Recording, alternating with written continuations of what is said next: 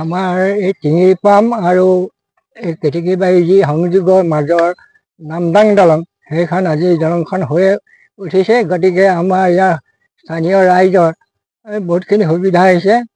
আৰু এই ওচৰতে বজাৰ এখন আছে টিঙিপামৰ সকলো ৰাইজ তথা সমস্ত এইখিনি পাৰ হ'ব ইপাৰ সিপাৰ হ'বলগীয়া হয়। এই ইয়াত দলংখন নোহোৱাৰ কাৰণে বহুত অসুবিধা হৈছিলে, এতিয়া বহুতখিনি সুবিধা হৈছে। আমি সকলোকে ইয়াৰ স্থানীয় ৰাইজ তথা কৰ্মকৰ্তাসকলক ধন্যবাদ জ্ঞাপন কৰিছোঁ। বিশেষকৈ ঈদুল আলিয়ে ইয়াত সহযোগ কৰি আমাৰ স্থানীয় যুৱকসকলক লগত লৈ আজি উদ্বোধন কৰিছে। মই বৰ্তমান আমাৰ কেতেকীবাৰী গাঁও প্ৰধান। কেতেকীবাৰী তথা আমাৰ টিঙিপাম অভয়পুৰীয়া এটা সংযোগস্থল হৈ গ'ল এই দলংখনে।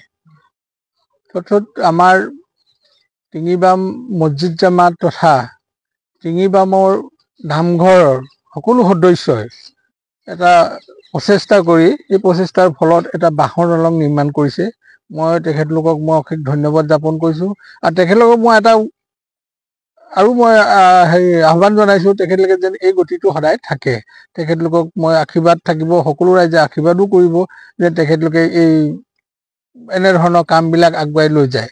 তো কথা হ'ল আমাৰ এই দলংখনৰ ওপৰত আমাৰ ৰাইজৰ এটা এনেধৰণৰ উপকৃত হৈছে। টিঙিপাম আৰু কেতেকীবাৰী, বৰাখোৱা, মাদুৰী বাগান তথা টিঙিপাম বৰাখোৱা অভয়পুৰীয়া এনেকুৱা মানুহখিনি বজাৰ সমাৰৰ পৰা আদি কৰি বহুখিনি সুবিধা হৈছে। বিশেষকৈ আমাৰ ইয়াত কাষতে বজাৰ বহে, দেওবৰীয়া বজাৰ। সেই বজাৰলৈ এই অভয়পুৰীয়াৰ মানুহখিনি অহা যোৱাৰ কাৰণে বহু উপকৃত হ'ব। তেখেতলোকৰ বিভিন্ন ধৰণৰ শাক পাচলি কঢ়িয়াই অনাত বহু কষ্ট হৈছিলে। এতিয়া সেই শাক পাচলিখিনি আমাৰ এই বজাৰতে থিতাতে এই দলংখনৰ পাৰ কৰি চৰকাৰক আমি দোষাৰোপ কৰিব নাযাওঁ। তথাপি আমাৰ এইখন দলঙৰ ওপৰত এখন দলং দিয়া হৈছে। তথাপি আমাৰ এইখন চমু হ'বৰ কাৰণে আমাৰ ইয়াত এটা প্ৰয়োজন হয়। তথাপি আমি চৰকাৰক আবেদন নিবেদন কৰিব লাগিব।